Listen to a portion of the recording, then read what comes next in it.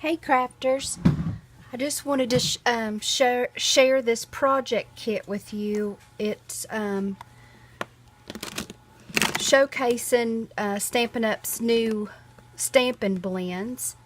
I only got a few of them. I've got Pumpkin Pie, Pool Party,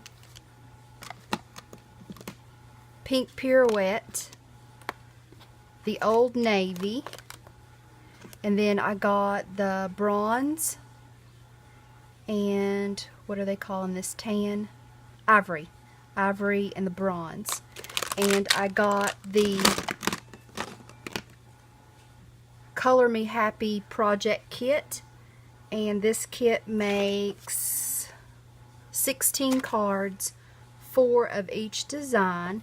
And it has everything you need to make this these cards except the stamp set. And there's the stamp set. You have to order it separately.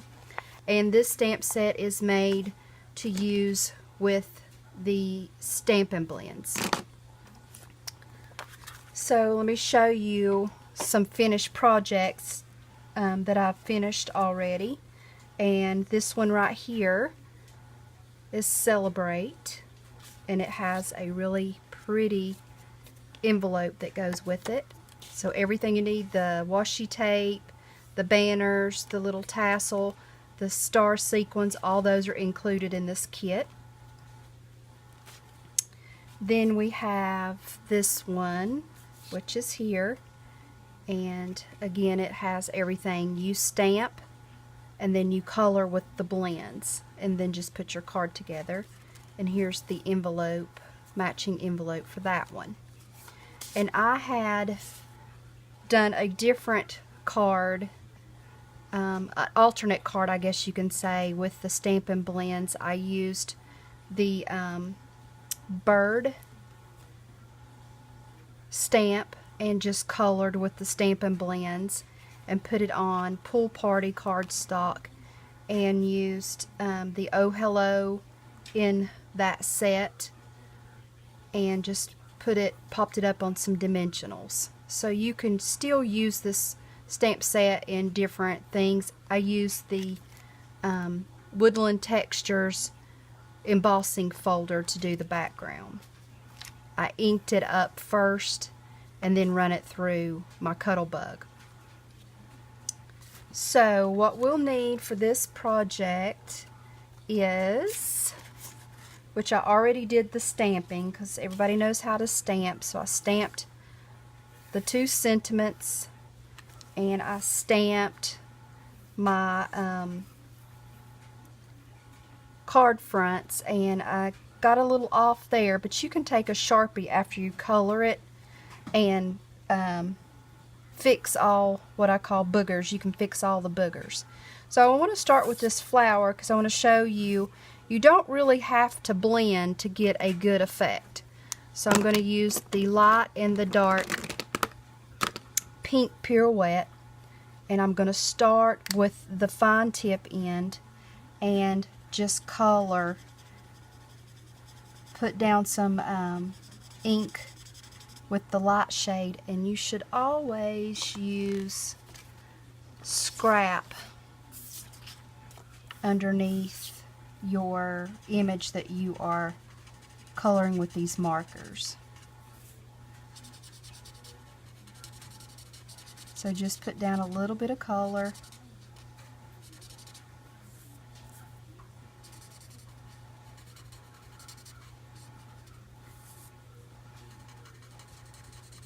It doesn't have to be perfect. Just make sure you get good coverage. And then you take your darker Pink Pirouette and you want to use the brush nib. It has a fine nib and a brush nib, and it's also marked with a line.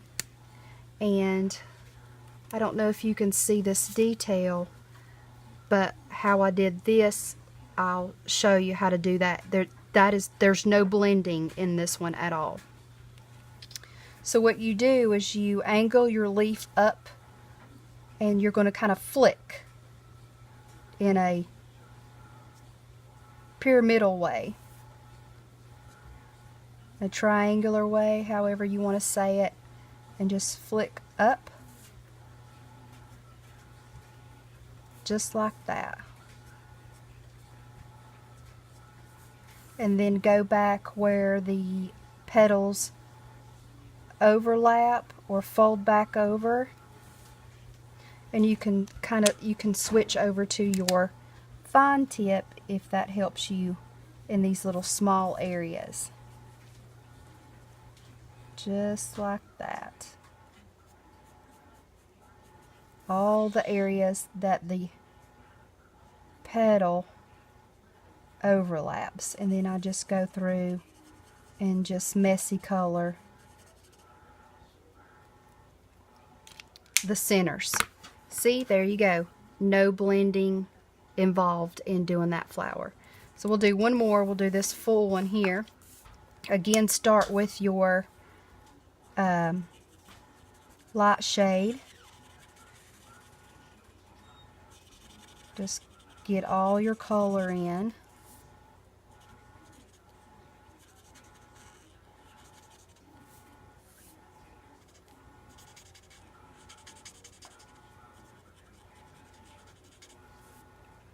And when I started out with spectrums first, and I really like color, and I think coloring is very relaxing. Now I'm going to go back to my brush tip on the darker pink pirouette and just do some upward flicks. I really enjoy using alcohol markers. They're a lot of fun, and I've learned a lot about using them.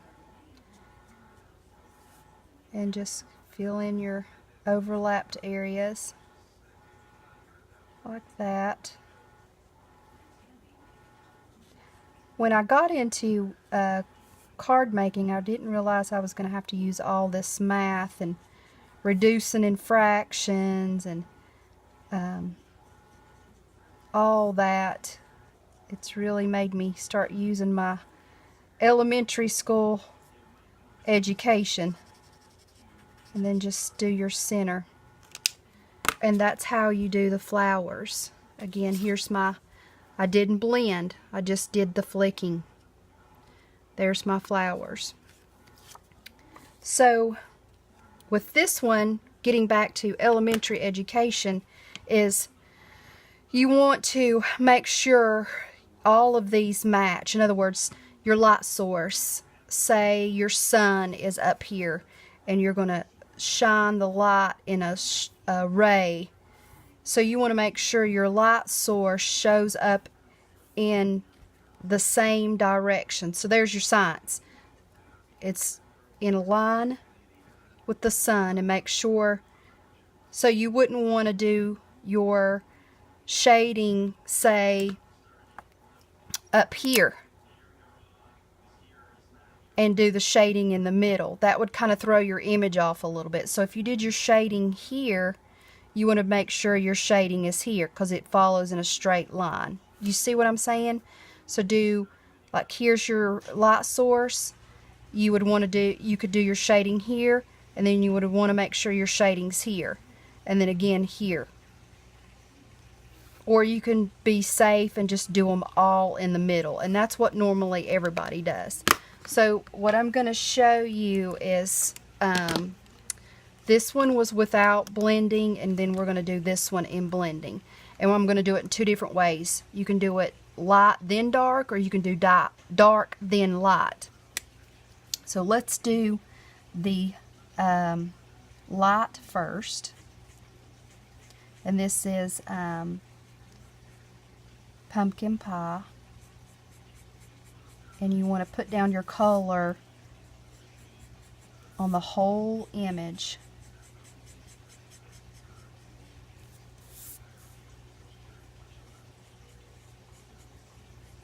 And remember where your light source is. And we're going to play it safe and put everything in the middle. So you want to do a shading around the edge.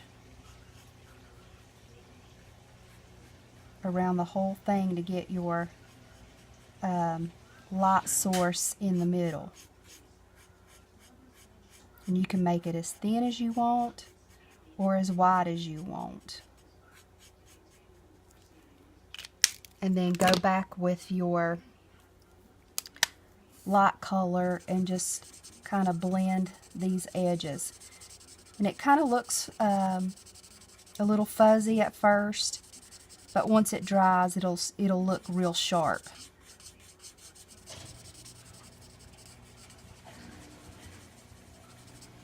And then take your blender pen, which I don't have the blender pen.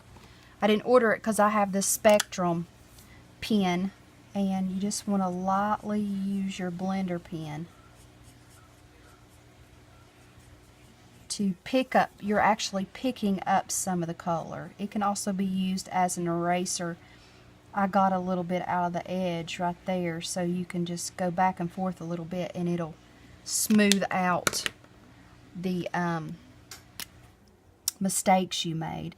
So here I'm using a Sharpie after I've colored to fix this boo-boo. And I'm just kind of feathering it just a little bit to fix that lantern. Okay, now I'm going to show you on this one how you can do the dark first and then do the light. I think it's just a matter of preference on how well you do either one. It doesn't matter. And then there's some applications where you want to do dark first and then come back. And like I said, you want to kind of match where your light source is hitting. You wouldn't want this to be any different than the one you just did. I prefer the dark then the light for some reason. I just like the way it looks better.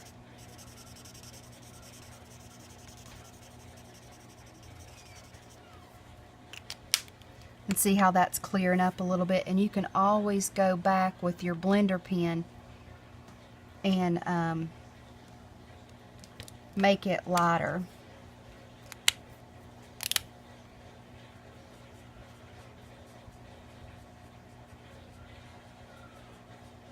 With your color lifter if you want a little bit more.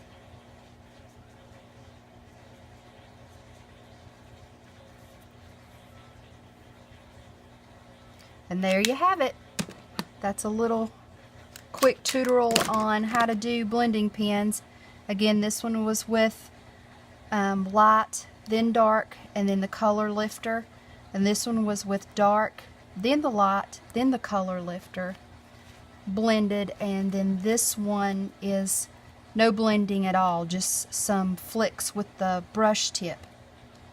And so I hope y'all enjoyed this quick coloring with the new Stampin' blends. I look forward to getting more colors. I had just purchased the ones that they recommended for the Color Me Happy kit, and we can't order them. I decided that I probably should get the gray. The gray is really good for shading fruit, and I need the olive green or old olive. But I have to wait till November till they're ready for public release. So thanks for watching. Like I say in all my other videos, please subscribe to my channel, show me some love, and like my video. I hope y'all have a great day. Thanks. Bye.